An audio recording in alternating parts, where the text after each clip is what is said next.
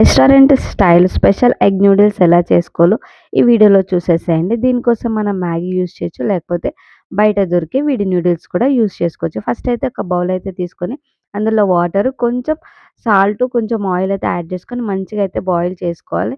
ఇట్లా మనం స్ట్రెయిన్ చేసుకున్నప్పుడు దీంట్లో కూల్ వాటర్ అండ్ ఐస్ కూడా యాడ్ చేసుకుంటే మనకి నూడిల్స్ అనేది కొంచెం మనకి పొడి పొడిగా వస్తాయి. దాని తర్వాత ఒక పాన్ తీసుకొని అందులో కొంచెం ఘీ ఇంకా బటర్ యాడ్ చేసుకొని ఇట్లా జీడిపప్పు అయితే మనం మంచిగా వేయించుకొని పక్కన పెట్టేసుకోవాలి. అదే దాంట్లో కొంచెం మళ్ళీ ఘీ, బటర్ అని యాడ్ చేసుకొని ఇట్లా ఒక ఎగ్‌నైతే మంచిగా బీట్ చేసుకొని పీసెస్ చేసుకొని పక్కన పెట్టేసుకోవాలి.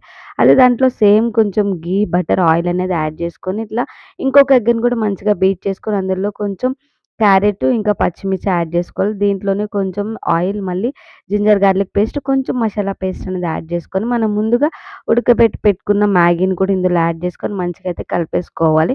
మీరు దీంట్లో ఏమేం సాసెస్ అయితే మీకిష్టమో అవన్నీ కూడా అయితే యాడ్ జేసుకోవచ్చు. సో, ఎవరిష్టం వాళ్ళది కాబట్టి నేనిది చెప్పట్లేదు. నేను దీంట్లో అయితే గరం మసాలా అయితే కొంచెం యాడ్ జేశాను.